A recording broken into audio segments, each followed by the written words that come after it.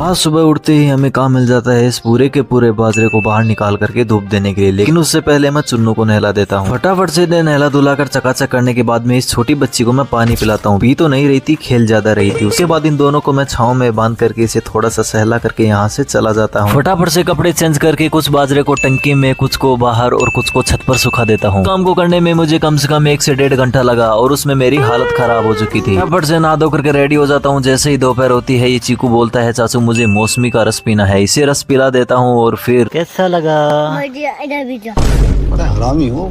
उसके बाद मैं इन भाई साहब को झूला झुलाने लगता हूँ और जैसे ही झूला झुला रहा होता हूँ तभी मुझे याद आता है कि आज तो मेरे दोस्त के यहाँ एक प्रोग्राम है। वो प्रोग्राम भोमिया जी के जगराते का है और ये भंडारा मेरे घर से ज्यादा दूर नहीं थे, इसलिए मैं पैदल ही निकल देता हूँ। वहाँ पर पहुँचता हूँ तो पत्तल में हमें बूंदी पूड़ी और खट्टी मिट्टी कोले की सब्जी मिलती है। फटाफट से मैं स्टार्ट करता हूँ अपनी उस मीठे से, और मीठी बूंदिया 1 नंबर की। उसके बाद में बारी आती है पूड़ी और सब्जी की। वाकई में 1 नंबर की खट्टी मिट्टी सब्जी थी और सही में भगवान के नाम पर बनाई हुई प्रसादी कभी भी खराब नहीं लगती है, खाने में 1 नंबर की लगती है, चाहे फिर हम कितनी भी कोशिश कर लें। और सही में बूंदी एकदम देसी घी में बनी हुई थी, क्योंकि हमारे गांव में यहाँ पर मिलावट बिल्कुल कम होती है। फटाफट से हम भाई सब अपने पूरे खाने को समेट देते हैं। सही मेरी प्लेट खत्म होने लगती है, जबरदस्ती मेरा दोस्त मुझे और बूंदिया डाल करके चला जाता है। क्या करूँ, मना भी नहीं कर सकता। दोस्त जो ठहरा, फटाफट से इसे कंप्लीट करने के बाद में मैं भाषा पत्तल उठा करके यहाँ से निकल देता हूँ। जैसे ही रास्ते में आता हूँ मुझे एक चिड़िया मिलती है और बोलती है, आपके चैनल को कोई सब्सक्राइब और फॉलो नहीं कर रहा, कर लो भाई।